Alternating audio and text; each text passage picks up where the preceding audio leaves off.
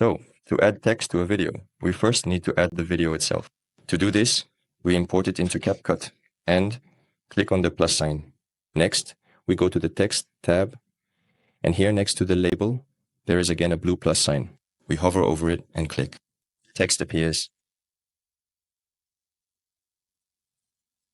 We can change its content, entering the desired content.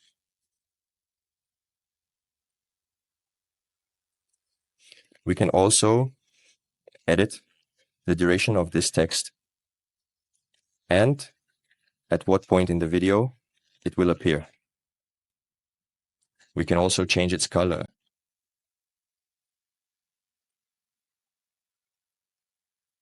We can make it underlined, bold, or tilt its direction, meaning italicize it. We can also change its size and style.